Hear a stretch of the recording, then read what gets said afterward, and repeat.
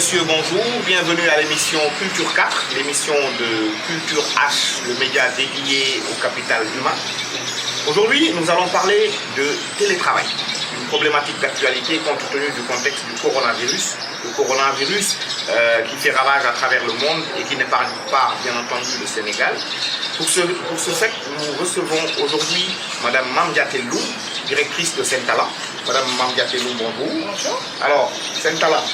Sentala est un cabinet qui accompagne donc, les entreprises et aussi les individus à travers la formation, le coaching et tout ce qui est conseil RH. Donc aujourd'hui, merci pour l'invitation.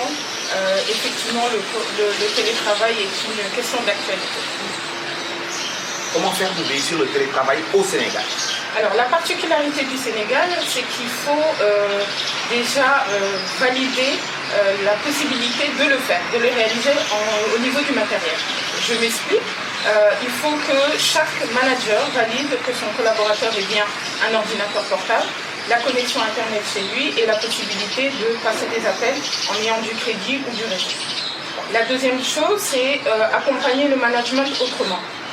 Proposer un management beaucoup plus dans la confiance, dans l'échange, dans la communication bienveillante et surtout valider les objectifs. Définir des objectifs SMART pour aider notre collaborateur à le mettre en place.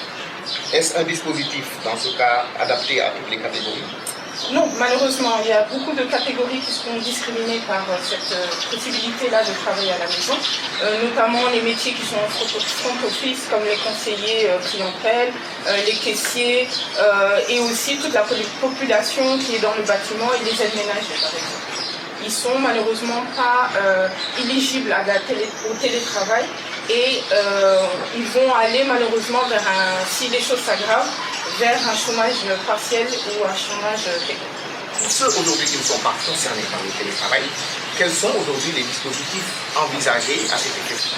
Alors malheureusement, si la situation s'aggrave, comme on l'a vu dans certains pays, les entreprises vont devoir mettre en place soit du chômage partiel ou du chômage technique.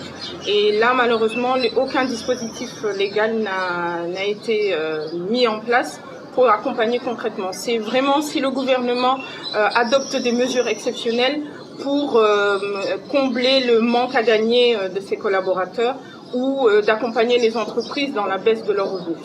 Vous venez de répondre à la question que je allais vous poser. Mais aujourd'hui, Mamdiaté, en tant qu'expert, qu'est-ce qu'aujourd'hui vous pensez, à votre avis, qu'il faudrait mettre en place pour réussir le télétravail et le pérenniser? Le télétravail ne doit pas être la solution à la crise sanitaire qui se présente chez nous. Ça doit être un nouveau mode de fonctionnement, notamment en proposant à des collaborateurs de travailler 2 jours par semaine, voire 2 jours par mois à la maison. Mais il faut que le Code du travail vraiment accompagne les entreprises et crée une réglementation autour de ça. Beaucoup d'entreprises l'ont déjà mis en place, mais c'est au niveau du règlement intérieur.